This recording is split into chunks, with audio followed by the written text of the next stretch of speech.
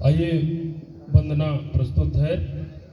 नीलाम भुज श्यामल कोमलांगं सीता समारोपितवामभागं पाणो महासायकजानुचापं नमामि रामं रघुवंशनाथं नमामि रामं रघुवंशनाथं कर्पूरगौरं करुणावतारं संसारसारं भुजगेन्द्रहारं सदा वसन्तं हृदयारविन्दे भवं भवानी सहितं नमामि भवं भवानी सहितं नमामि। श्यावरी रामचंद्र की जय। उमापति महादेव की जय। पवन सुत हनुमान की जय।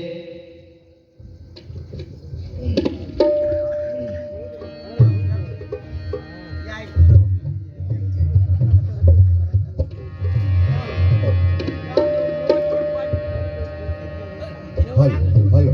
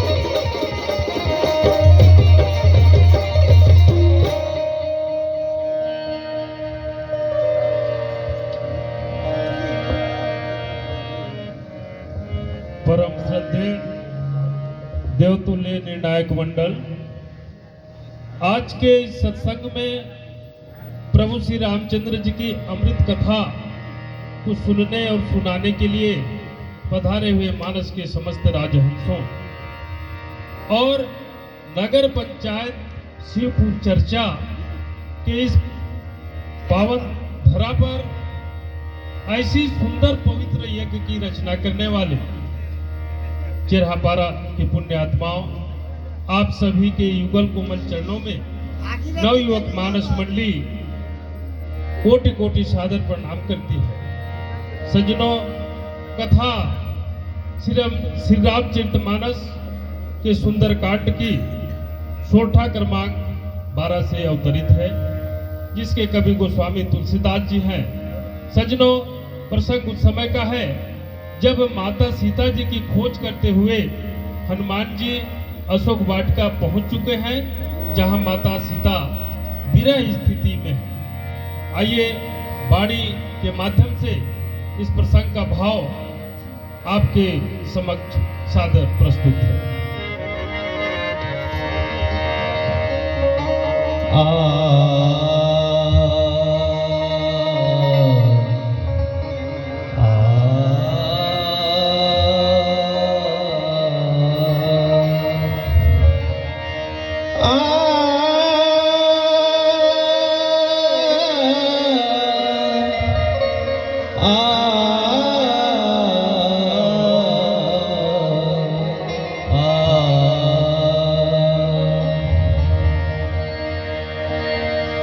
लाल देह लाली लगे अरे धरि लाल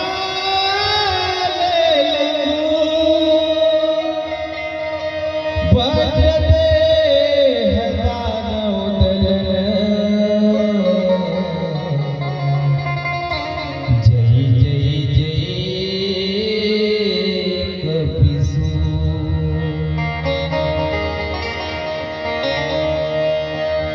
कपि कर हृदय विचार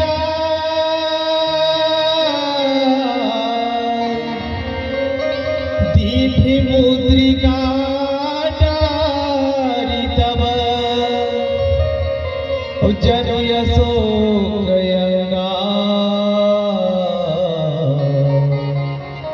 दीन हरसि उठी करी गह्यो। प्रेम से बोलिए सियावर रामचंद्र की जय, पवन सुत हनुमान की जय।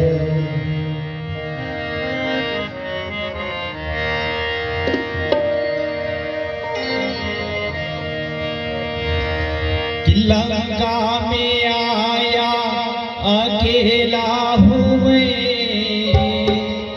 रामा लखन जी का चेला हूँ मैं,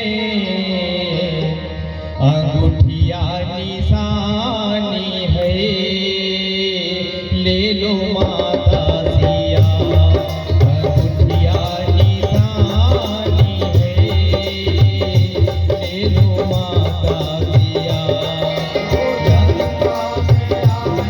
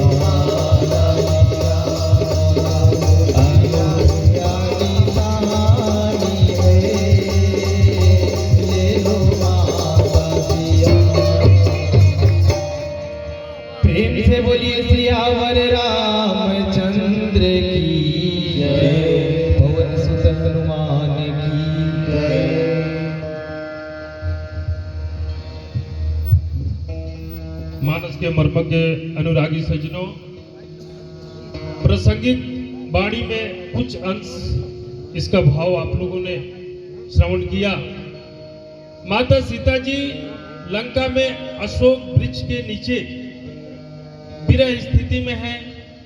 उसी समय हनुमान जी वहां पहुंचते हैं और अशोक पेड़ के ऊपर में बैठे हुए हैं। विरह स्थिति में माता सीता जी अशोक से कहती हैं, अशोक पेड़ से, कि हे अशोक, जैसा नाम वैसा तो काम कर, लेकिन जब वो भी नहीं होता है तो कहते हैं कि अंगार तो दे दे, मैं आग जला करके, चिता बना करके मैं इस शरीर को भस्म कर दूंगी। उसी समय सुंदर समय जान करके हनुमान जी जो अंगूठी लेकर के गए हैं उसको माता सीता जी के सामने गिरा दिया। माता सीता जब उस अंगूठी को देखती हैं तो मन ही मन वो विचार करती हैं कि ये मेरे प्रभु राम जी का अंगूठी है, माया से तो ऐसा अंगूठी बनाया नहीं जा सकता। इस तरह से उनके मन में शंका उत्पन्न हो रहा है कि आखिर ये अंगूठी कहां से आया, किसने लाया। उसी समय हनुमान जी प्रभु रामचंद्र जी के गुणों का बखान करने लगे, उनका महिमा का वर्णन करने लगे, जिसे माता सीता जी मन लगा करके अपने कानों से सुनती हैं। तब उनके गुणों को सुन करके माता सीता कहती हैं कि हे भाई, इतना सुंदर प्रभु का गुणगान करने वाले कौन हो, कहां पर हो, हमारे सामने तो प्रकट हो। ऐसे सुन करके हनुमान जी माता सीता जी के सामने प्रकट हो जाते हैं और जब सीता जी देखती हैं हनुमान जी का रंग रूप को तो मुंह फेर करके उनसे उल्टा बैठ जाती है। संक्षिप्त में इस प्रसंग का भाव यही रहा। बोलिए सियावर रामचंद्र की जय। हे मानस प्रेमियों,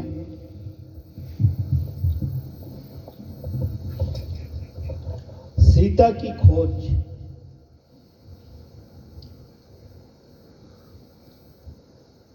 उसको बहुत से वानर सीता जी को खोजने के लिए निकले हुए हैं और दूसरों से हनुमान जी ही को ही वो ऐसा युक्ति मिला कि सीता जी को खोजने में सफल हो रहे हैं। तो वो कौन सी युक्ति है जिससे हनुमान जी सीता माता तक पहुंच चुके हैं।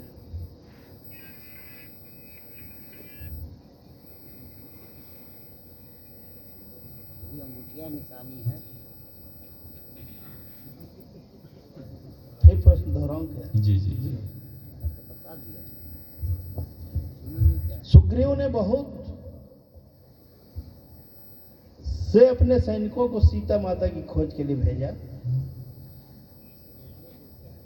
लेकिन हनुमान जी ही को कौन सा ऐसा युक्ति आया कि उन्हें सीता माता तक पहुंचने में वो सफल हो गए।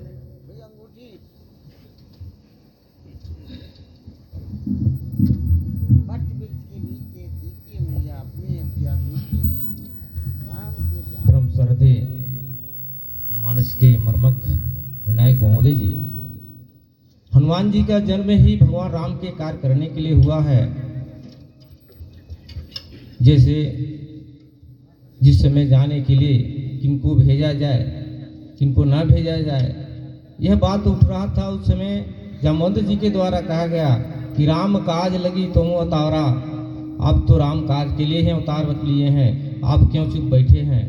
और बल बुद्धि विज्ञान के निधान हैं, आपका अवतार ही भगवान के कार्य करने के लिए हुआ है।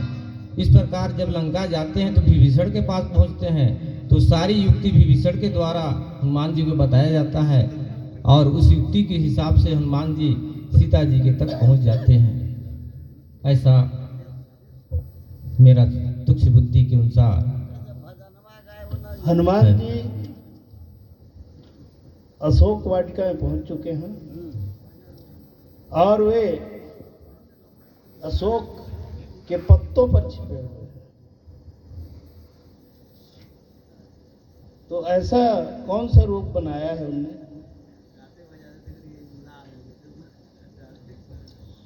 हनुमान जी उसमें छोटे रूप में है, लघु रूप में है।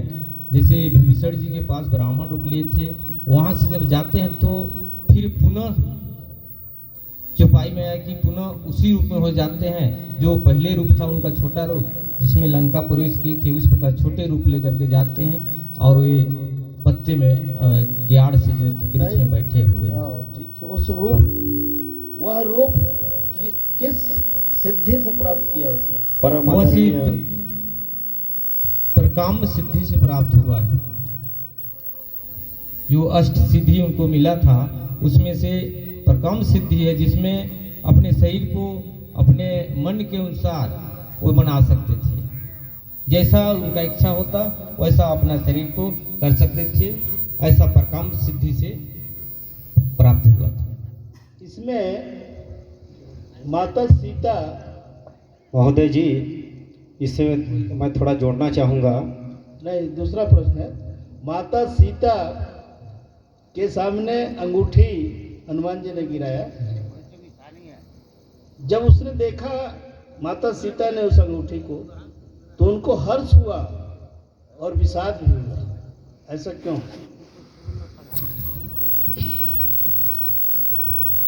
वहाँ हर्ष इसलिए हुआ कि जब अंगूठी को देखते हैं तो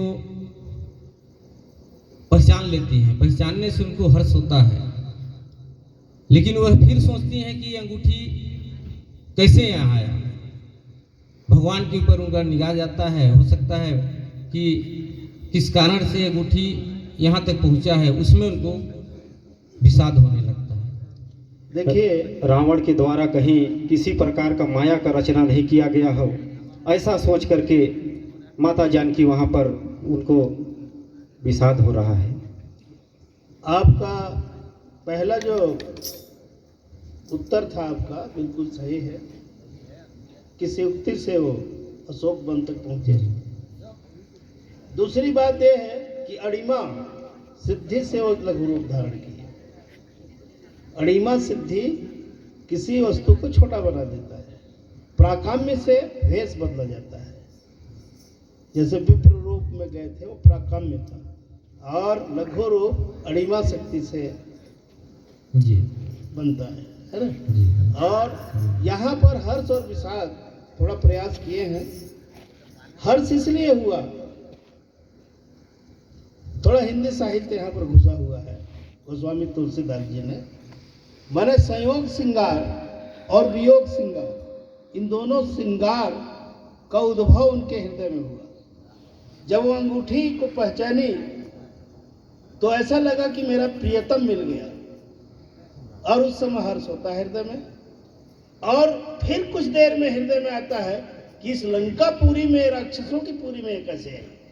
उस समय विषाद हुआ, वियोग श्रृंगार हुआ, और दोनों के मिलन से पुनः कुछ देर में वो फिर व्याकुल हो गई जैसे पहले जी। मैंने उसको तीन भाव पैदा हुआ वहाँ, एक संयोग, एक वियोग और एक व्याकुलता। थोड़ा पहुंचने का प्रयास किए थे।